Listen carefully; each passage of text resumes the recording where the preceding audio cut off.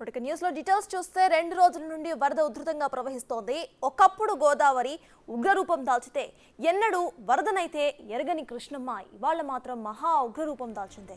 నిన్నటి వరకు ప్రకాశం బ్యారేజీకి రికార్డు స్థాయి వరద వచ్చి చేరగా ఇప్పుడు కాస్త తగ్గినట్టుగా కనిపిస్తోంది. నిన్నటి 11 లక్షల క్యూసెక్కులు దాటేసిన వరద ప్రస్తుతం 9,79,000 క్యూసెక్కుల ఇన్ఫ్లో అవుట్ఫ్లో ఉన్నట్టు కనిపిస్తోంది.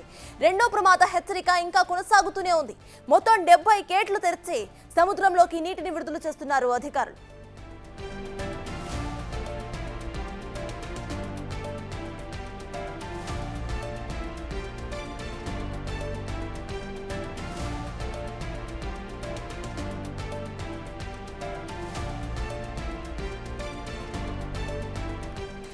వరదల కారణంగా ఎగువ ప్రాంతాల నుంచి బ్యారేజీ వైపు బోట్లు కొట్టుకు వచ్చాయి.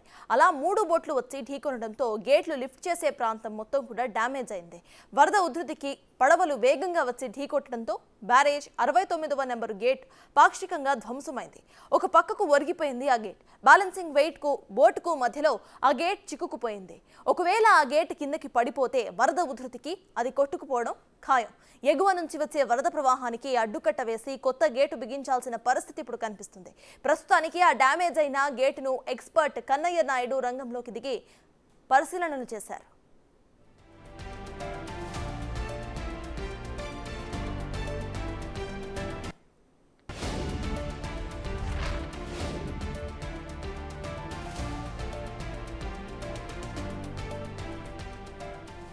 ఇరిగేషన్ ఎక్స్పర్ట్ కన్నయ్య నాయుడు ఇటీవల కర్ణాటకలో తుంగభద్ర డ్యామ్ గేట్ మరమ్మతు విషయంలోనూ కీలక పాత్రను పోషించారు. అయితే ప్రకాశం బ్యారేజీ పరిస్థితి పరిశీలించాక ఒక అంచనాకు వచ్చారు ఆయన.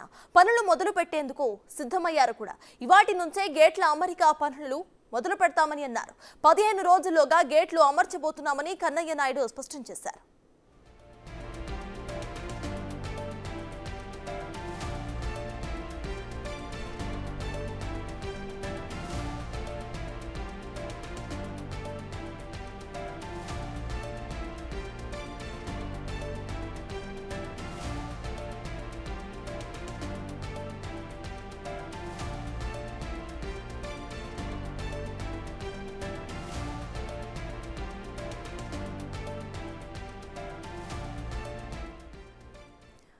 వరద కారణంగా అటు ఎగువ ప్రాంతాల నుంచి బ్యారేజ్ వైపు బోట్లు కొట్టుకొచ్చాయి. ఇట్లా బోట్లు కొట్టుకు రావడంతో అక్కడున్న ఏదైతే డిఫెండింగ్ వాల్ ఉందో దానికైతే దెబ్బతింది. ప్రెసెంట్ గేట్ అయితే ఎత్తే పరిస్థితి అక్కడ కనిపించడం లేదు. ప్రెసెంట్ ఇదే విషయంపై పూర్తి డీటెయిల్స్ ను మా ప్రతినిధి శివ అందిస్తారు.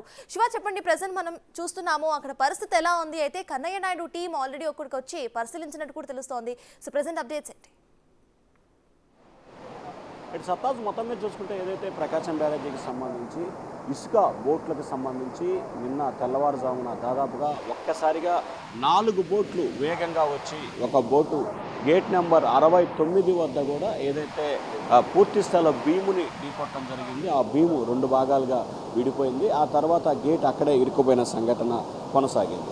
ఇక మనం ప్రధానంగా చూసుకుంటే ఏదైతే నిన్న మొత్తం కూడా ఇదే అంశానికి సంబంధించి కూడా అధికారులు, ముఖ్యమంత్రి, అలాగే ఇరిగేషన్ శాఖ మంత్రి, అలాగే ఇరిగేషన్ శాఖకు సంబంధించి ప్రభుత్వం ఇటీవల నిపుణుడు అలాగే సలహాదారుడుగా కన్నయ్య నాయుడిని నియమించుకున్నారు. ఆయన హుటాహుటిన నిన్న రాత్రి 9 గంటల సమయంలో కూడా ప్రకాశం బ్యారేజీకి చేరుకోవడం జరిగింది. చేరుకున్న తర్వాత ఏదైతే దీనికి సంబంధించి ప్రధానంగా చూసుకుంటే ఏదైతే ప్రస్తుతం మన విజువల్స్లో చూసుకుంటున్నామో భీము, పిల్లరు, అలాగే గేటు, దీనికి సంబంధించి కూడా ఇప్పటికే ఒక ప్రాథమికంగా కూడా అంచనాకి రావటం జరిగిందని చెప్పి కూడా ఆయన చెప్పడం జరిగింది. ఎందుకంటే ఈ ప్రకాశం బ్యారేజీకి సంబంధించి కూడా ఎట్లా నిర్మాణం చేపట్టారు, ఎక్కడెక్కడ దేన్ని వినియోగించారు, ఏమిటి అనేది బ్యారేజీ నిర్మాణం చేపట్టిన సమయంలో, అంటే దాదాపుగా 70 సంవత్సరాల క్రితం నిర్మాణం చేపట్టిన సమయంలో దానికి సంబంధించిన నమూనా ఆయన పరిశీలించినట్లు కూడా తెలుస్తూ ఉంది. సో ఆ నమూనా పరిశీలించిన తర్వాత దానికి సంబంధించిన రూటు, అంటే ఏ రకంగా వీటిని తయారు చేయాలి, ఏ రకంగా వినియోగంలోకి తీసుకురావాలి అనే దానికి సంబంధించి ఆయన అంచనాకు రావడం జరిగింది. అయితే ఆయన నిన్న ఇక్కడికి వచ్చేలోపే ఇరిగేషన్ శాఖకు సంబంధించిన చీఫ్ ఇంజనీర్లు, అలాగే ఎస్సీలు, పలువురు ఉన్నతాధికారులు, అంటే రాష్ట్ర స్థాయిలో ఉన్న ఉన్నతాధికారులు, డ్యామ్ సేఫ్టీ అధికారులు కలిసి దీన్ని పూర్తి స్థాయిలో కూడా పరిశీలించడం జరిగింది. పరిశీలించిన తర్వాత దానికి సంబంధించి ఏ రకంగా ముందుకు వెళ్ళాలి అనే దానికి సంబంధించి కూడా ఒక రకమైన పూర్తి స్థాయిలో ప్రణాళికని తయారు చేశారు. సో సో ఈరోజు దానికి సంబంధించి కూడా ఒక మ్యాప్ని వీరైతే తయారు చేసినట్టు కూడా తెలుస్తూ ఉంది. దాన్ని ఈరోజు మధ్యాహ్నం ఏదైతే విజయవాడలో ఇటు కన్నమనాయుడు టీము, అలాగే డ్యామ్ సేఫ్టీ అధికారులు, ఇరిగేషన్ అధికారులు వీరంతా కూడా కలిసి ఒక నమూనాని తయారు చేస్తారంటే అంటే దాదాపుగా 3 గేట్లు దెబ్బతిన్నట్లు కూడా అధికారులు ప్రాథమికంగా అంచనాకి రావడం జరిగింది. ఈ 3 గేట్ల స్థానంలో ఒక నమూనాని అంటే మోడల్ని తయారు చేస్తారు. ఆ తయారు చేసిన తర్వాత మధ్యాహ్నం దానికి సంబంధించి ముఖ్యమంత్రి కానీ లేకపోతే ఇరిగేషన్ శాఖ అధికారులు కానీ దానికి ఆమోదం తెలుపుతారు. ఆమోదం తెలిపిన తర్వాత దానికి సంబంధించిన తయారీ ప్రక్రియను కూడా ప్రారంభిస్తారు.